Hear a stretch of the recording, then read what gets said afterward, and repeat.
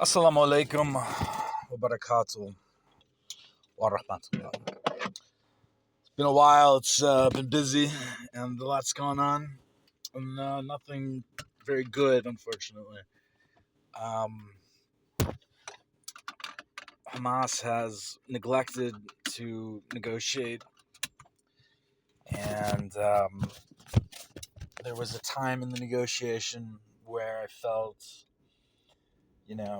nihilistic like Hamas, like Israel's not negotiating in good faith.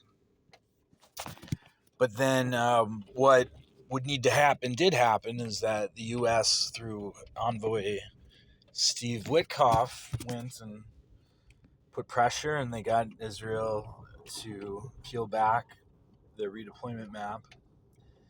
And after all the killing and all of the war that they've done in the last several months, you would expect them to want to not simply withdraw all the way back to the beginning, to the borders, right? This is negotiation. So, but their original map was not in good faith. So then they come up with a different map. And then ultimately, then Hamas comes back with, no, actually, we really insist that it be a complete pullback. And it's like, I got to the point of cursing Hamas. This is not something I've usually done.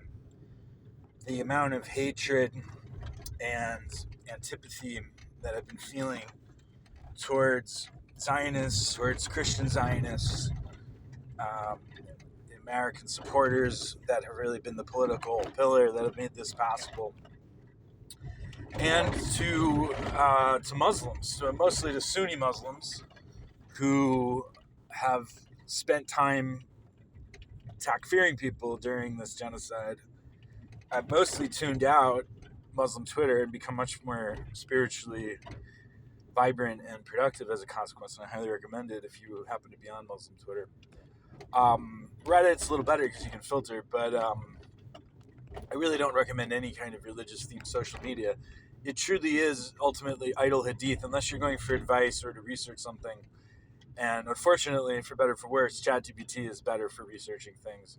I also find fatwa websites, the Q&A, Islam QA websites, to be largely idle hadith because I don't agree with mad apps. I did purchase QuranQA.org, and I might get around to making that into a different kind of fatwa website that supports Mutazili, Ithna Ashari, and Quran-only madhab perspectives as an alternative, inshallah. But anyways, so I've been helping different Gazan families, and it's been a dramatic amount of money. I got a job kind of surreptitiously. I got a call out of the blue. The guy misdialed me. He was trying to dial another guy with my same first name. And somehow, by the grace of Allah, that was spun into a contract job for $8,000, which I lost. I'm not a good enough pro coder. I just learned what linting was and did some linting work the night before I was let go early from the contract. So I only made $6,000, and that is approximately what I had spent on Gazans during what I thought was a last push of like 1 week. So it was like $700, or it was like $300, and then I got some guys to chip in. So I put $700 to feeding a few people to get through that week. And then, of course, it goes on and on. Oh, now Trump's going to the Middle East, and, may Allah deal justly with them, which is sort of the theme of this lamentation. And they do nothing to say, hey, maybe you could open the borders and feed these hungry people. So now I'm doing it for another week, and then another week, and it's just endless gaslighting, endless goalpost moving on when these people will be fed. And then it's like, well, then the Gazan humanitarian foundation will begin operating. So the first day they begin operating, people are getting shot. And I'm like, well, that's to be expected. This is a chaotic situation. And then it happened every single day that they were operational. The only days where people didn't get killed were the days where they were shut down. So then we get the Iran war, and Iran, instead of spending money relocating Shia refugees in Lebanon to South America, instead of investing in farmland, instead of investing in Bitcoin mining, instead of investing in AI, and they have invested in AI.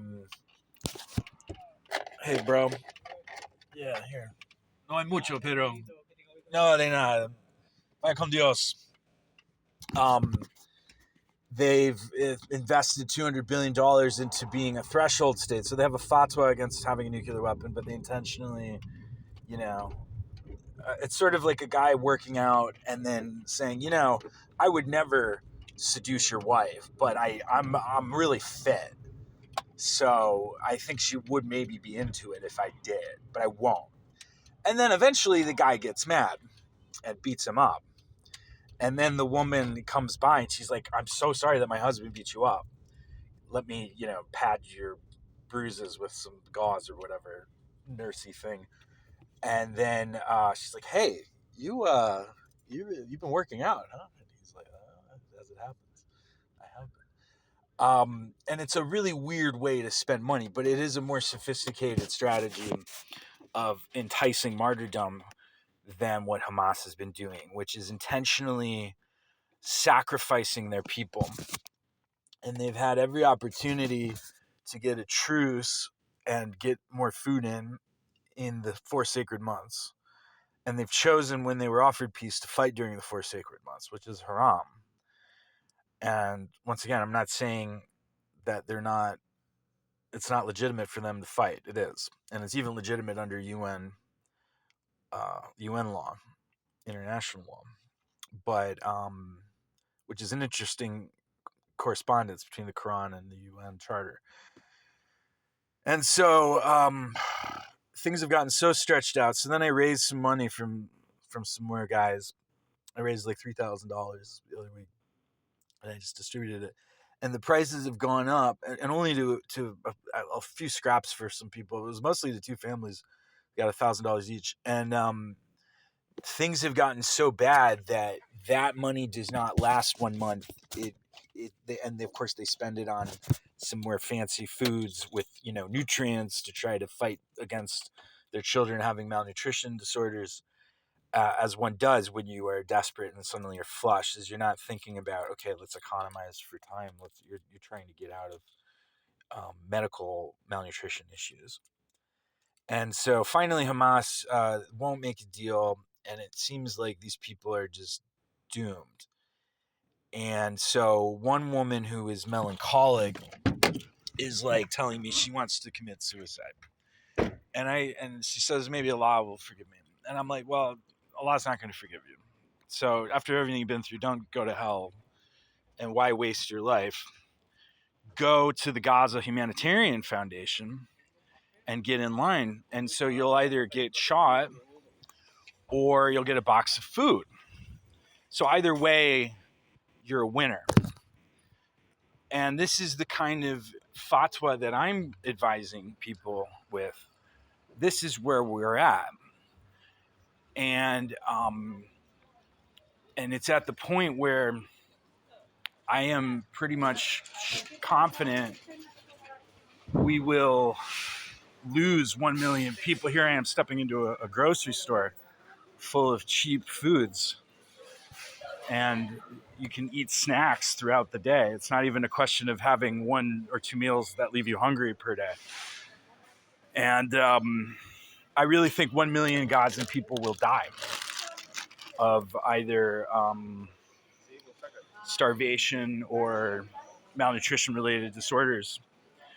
And the humanitarian city concentration camp for 600,000 people will be housing something on the order of 75% of the surviving population. And then maybe 200,000 or maybe 250K people will emigrate over the next several years in 5-figure spoons to a smattering of different countries, and the others will be stuck, and then this cope of like, no, the Sunnis have played the long game. This is we're going to get a Palestinian state.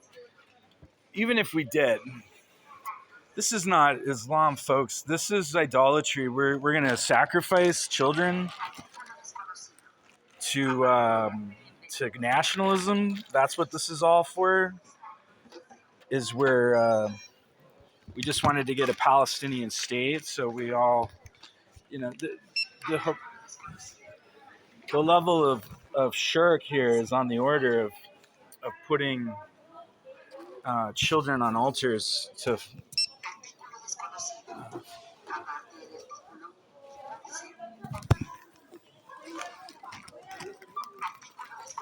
Hola, no me está correspondiendo esto. Dice desconocido. No. And I'm buying some diapers. And life goes on. I mean, isn't that the thing? My child has his head on, and he's not only not malnourished, he's all too well fed, mashallah. And so, how do we even deal with this? How do we not lose our minds? I think that the idea that things are okay is permanently over, and it's just a question of how do we resist, and what is the halal way to do that. It's not going around and shooting at random embassy employees, although that might feel like it's doing something. But we need to systematically destroy the global dominance of the United States. And China isn't that much better, but they are. Unfortunately, that's where we're at, is that China is better. But it needs to be a third wheel. And then if it were these Munafiq Gulf states with their capital base being this third pillar, that would not be acceptable either. So it's going to have to be decentralized technology, and it's going to be a mix of real Mu'mineen with not so great Muslims, with Christians that might be more Mu'mineen, and then not so great Christians, and then a bunch of secular people. And we have to fight for this future, because this is a genocidal empire, and it's difficult to accept. And I think about, with great hatred and bloodlust, people going to hell. And then I think, well, what if I was like a stoned universalist who just really wants everybody to just get a break? And what if, would I be happy if Netanyahu somehow, went to heaven because he practiced, the Torah law faithfully, and including the genocide parts of the Bible, including Numbers 31. And therefore God's like, well, he acted in good faith, and that counts. And he did good things for the people. I mean, it's hard to imagine, but imagine if he did. And then I thought, well, what if everybody just goes to heaven? And God just doesn't let you know that the other guys got into heaven. So all the children that were killed by the Mongol hordes are in heaven. And then the Mongol hordes are in heaven too, because, they were kafir or whatever. But God's very merciful. So maybe they have to cook for a while, or it's just not a very good heaven, right? And it's a lower quality heaven. So that way it's fair. The kids who got killed by the Mongols get General Tso's chicken, and the Mongols just get chop suey forever.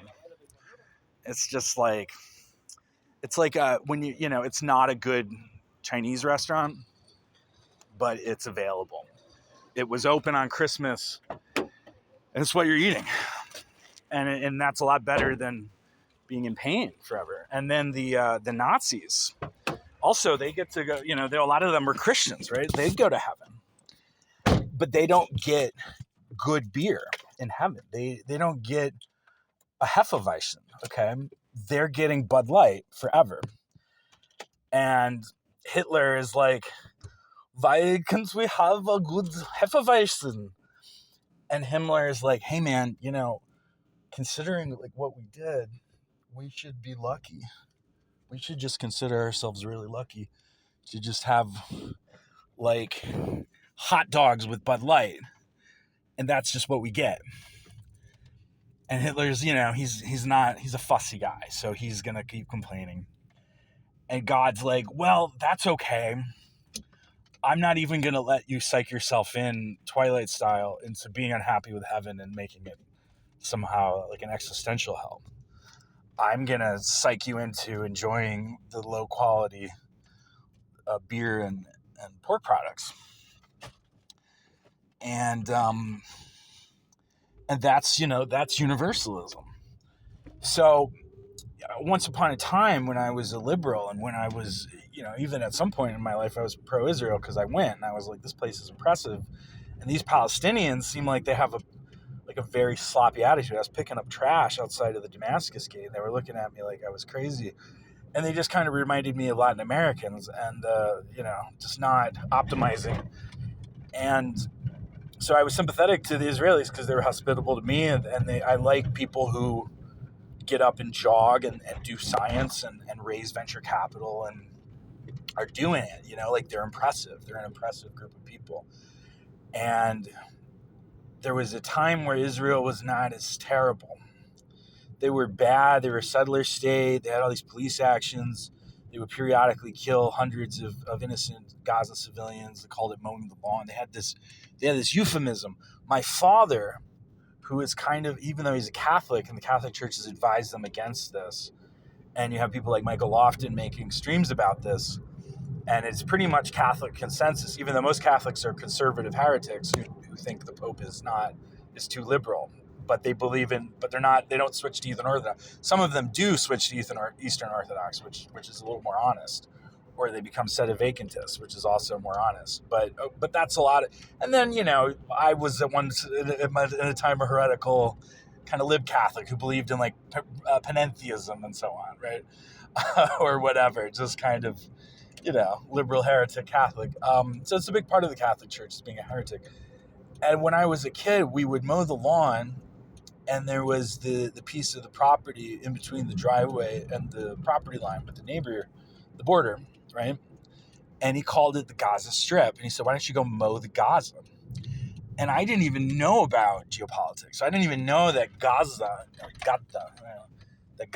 is a place where people are squeezed and so on, living in these conditions. And compared to now, I mean, they had it so good. And compared to 2024, we used to talk about Genocide Joe, but and there were periods where there were blockades and there was hunger, but the Biden administration, for their credit, while being complicit in something of a genocide, we're trying to keep it from being a more intensive degree of genocide, and they were assuring that food was coming in through Kerem Shalom and through Rafah. And they kept that they kept a certain amount of pressure on to do that, and that is not what we're getting from this administration. So it's worse. People are all starving, and all I can do is get 2 families, maybe with a lot of money, maybe I could get 3, and keep them from dying. And I don't even know about keep them from hunger, but keep them fed enough that the children only suffer mild malnutrition. This is what we're dealing with. This is like Oskar Schindler really had it amazing because he could just he could get them wholesale food stocks. He could employ them in his factory, so he didn't even have to lose money on it. And the work visa situation was simpler. There was no UNHRC red tape technicality about, oh, we have to like ethnically cleanse this population to Libya or someplace in order to get them refugee visas. So you have to do like a work visa, which is harder to do, and there's no funding for. You got to fund it. I mean, this is where we're at. So I'm just at a point of triage where I am going to try to get some young children to not have their brain damage be highly severe. I accept that all the children will have permanent brain damage, and try to give them a new life and like marry the widows off to some of the guys at the masjid. Or maybe I'll take them on as second, third, whatever my situation is. I quite like the woman that I'm, the Somali young woman that I'm speaking to about marriage, and I kind of want to make her happy. So I don't even, and then I like my current wife as well. And I would prefer if she didn't leave me, but she probably will. And so I don't know if I want to keep playing this hustle, like juggling wives. Maybe it would be better to just, plus like these women, it's weird with these women. It's weird from like talking to a woman on the internet in other contexts, because they're not just in a post-traumatic stress, like talking to a Syrian refugee in the HRC camp, where she's got PTSD, but you can kind of get value for the money and sending her money and so on. It's really crazy. It's really intense, and these women need some emotional support as well.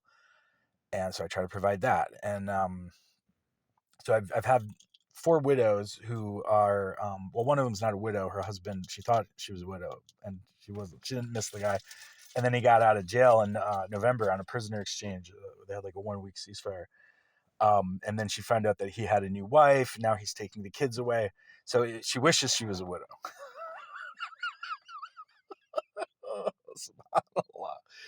And she's the one she's melancholic. She's talking about suicide. And then I'm like, oh, but God loves you and you've been doing good deeds. And then she's like, oh, I'm sorry for my words. She flips around, right? And then one is choleric. She lost 2 of her sons and her husband, who she did love and who she misses. And she's like in love with still. In one of those, pancaking of buildings, genocidal acts in the early days. It was last June. And so she's been hanging out in the north for sentimental reasons, and kind of has refused to go south, even though I've been prodding her to do so because of all of these bombing offensives on the north. So she's very stubborn, and she's very choleric, and she says, I'll never leave my country. And then there's a widow who lost her husband. Obviously, that's what a widow is. And she's got like 3 sons. And she just texts me duas. So she's sanguine. She doesn't complain.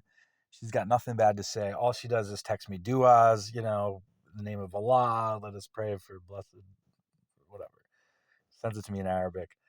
And then she doesn't ask. So I have to be like, okay, hey, by the way, I just dropped $200 on your spot fund, Um, and then there's the phlegmatic one, and she's always anxious, complaining, begging, crying like 4 or 5 crying emojis in a row, and she's kind of annoyed her way into my heart. And she's gotten the most money from me, and she's actually probably the one who's gonna make it. She has 2 daughters and a 1-year-old boy.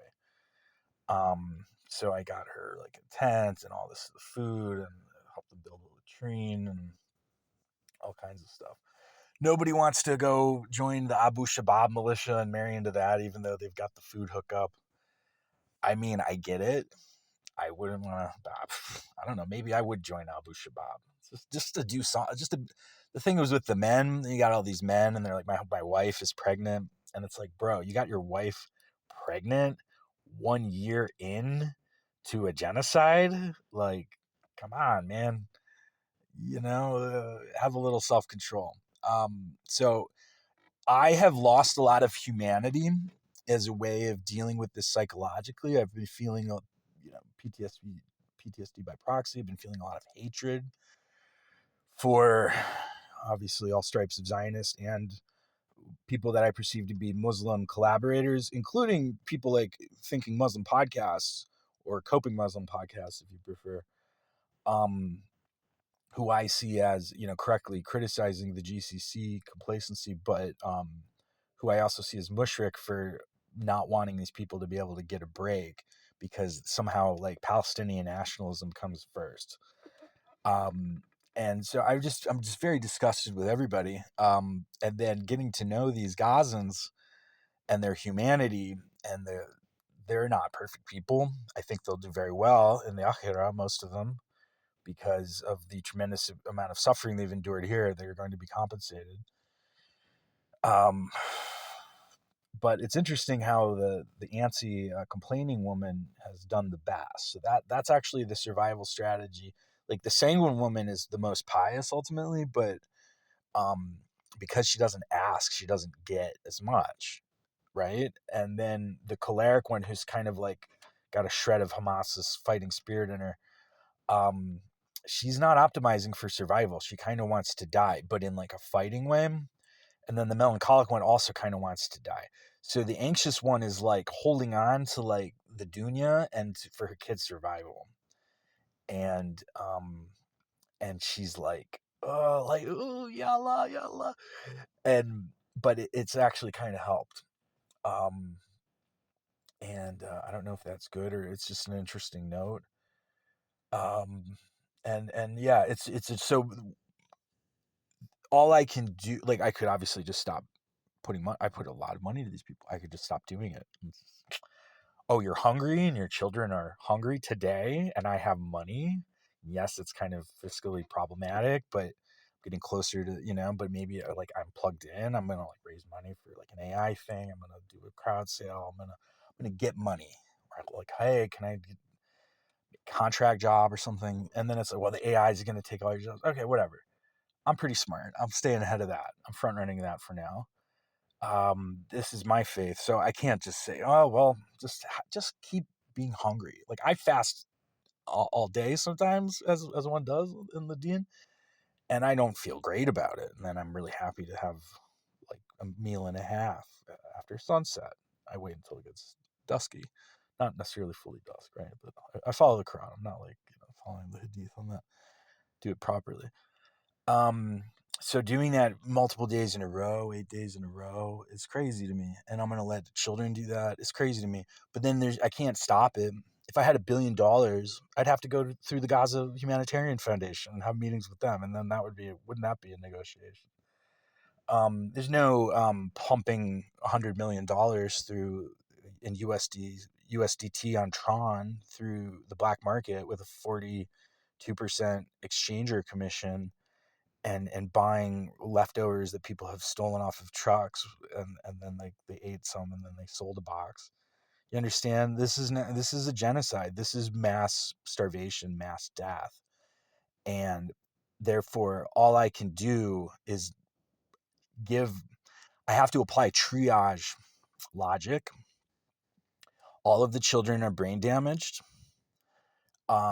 They're not going to become computer programmers. They might become competitive StarCraft players, and that would be nice. Maybe that's if I like married one of their moms and I'm raising these sons and I'm like, okay, boys, it's time to learn hotkeys, because in the future people are going to be nostalgic for pre-AI video games, and this like competitive StarCraft is going to be it.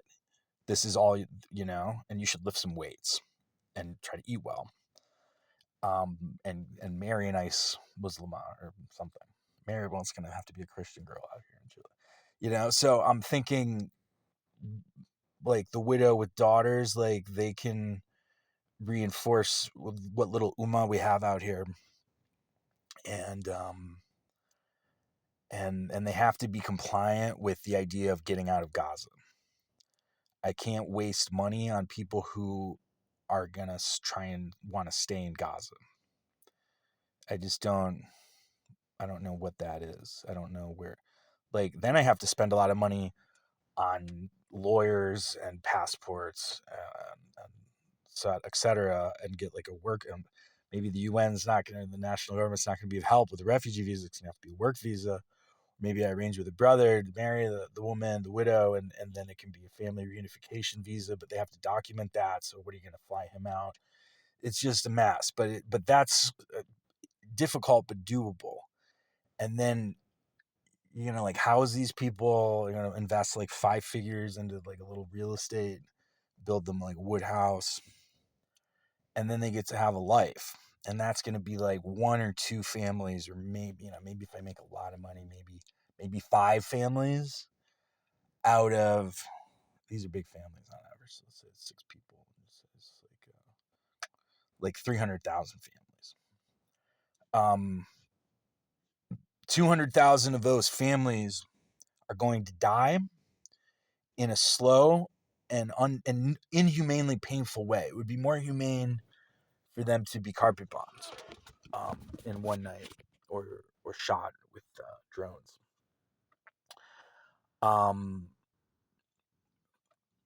And then another 80,000 or 70,000 of those families are going to be trapped in a purgatory, and they're going to have a shortened life span. Their average life expectancy is going to be 45, and their median age is 25. So they've got 20 years, and who knows? Maybe that's all. Maybe the Dunia's got less than that. So mashallah. And it's black pilled stuff, but I'm not like these other commentators. I'm not like, Alon Merazi. Oh, look, Netanyahu's not in the camera scope. He's being deprecated. No, Trump said that Emmanuel Macron saying there's going to be a 2-state solution. Good thing what he says doesn't matter. There's not going to be a 2-state solution. And it's not a solution anyway, but it's just not going to happen. I mean, it might happen, but who cares? But it's not at this price. I don't care about it. Like, I curse the people who think that somehow justifies this idolatry. And you got Simon Dixon like, oh, the GCC is arranging for it's all part of the negotiation. No, it's not. They have no air power. Iran has air power. They still attack for Iran. You still see people that don't realize that Shia Islam is more real than Sunni Islam. Even Quranists don't fully appreciate this. It's unfortunate. And China doesn't care about Iran. They think they're just tools. They're geopolitically necessary for their positioning. Russia's a little warmer with Iran. It's an iron triangle. They're strange bedfellows. It's not a rock. I don't think it's going to be broken, but it's not like an ideologically pacted alliance. Nor should it be. China is an enemy of Muslims as well. Russia's not bad, and I like the Russian Muslims. There's a lot of sort of reforming Qurani type people in Russia, among the clerical class of Muslims. It's very ugly, and all I can do is try to fish some people out of there, and then try to teach these women and children a more enlightened version of Islam, and then maybe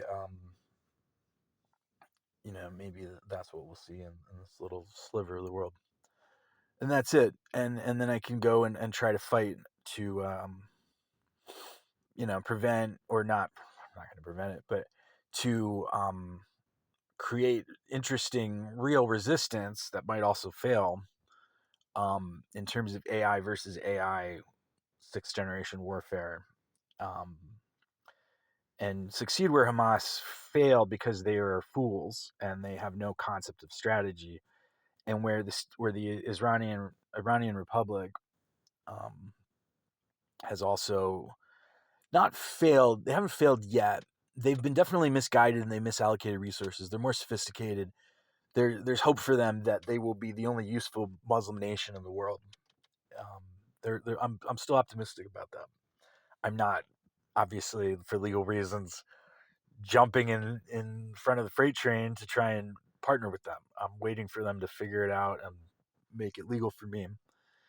And then I'd be very happy to work with them once they get out of the sanctions regime and they repivot. So we'll see. But I'm not holding my breath, because it's just not a lot of smart Muslims. And then you got the Aga Khan Foundation, and they might actually be able to devote really easily, $20 million or even $50 or $100 million to AI safety research, and I'd be happy to work with them. And that would be something that would, in the same way that Aga Khan III pulled the United Nations together. But I'm not gonna lie to you, folks, it's very ugly. And then there's the afterlife. Is not going to be Hitler drinking Bud Light and complaining about it.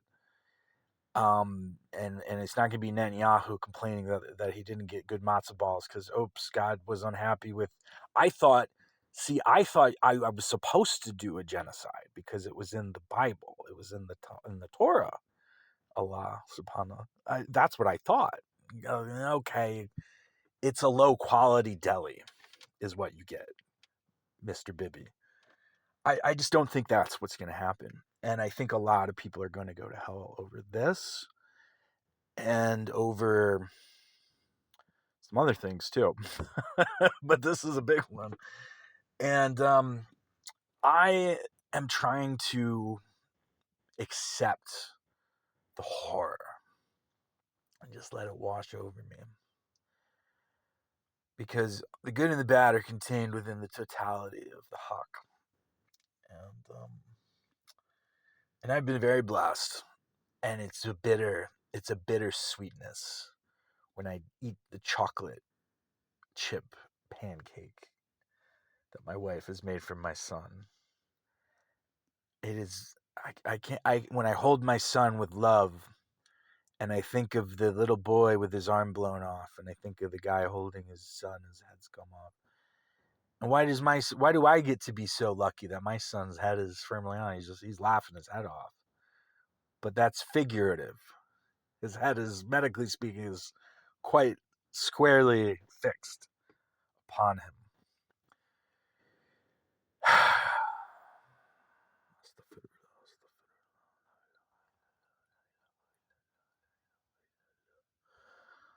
We ask Allah subhanahu wa ta'ala to hasten the relief of the people of Gaza and to hasten the sweeping enlightenment that has come at this steep price in so many in the world, and to empower us to defeat the oppressors and to punish them in the dunya in a small taste of what Allah has in store for them in the akhirah, and to hasten our rise to power and to punish the munafiq and the mushrik and to cause them to lose their wealth and their power, inshallah. Alaikum salam wa rahmatullahi wa barakatuh.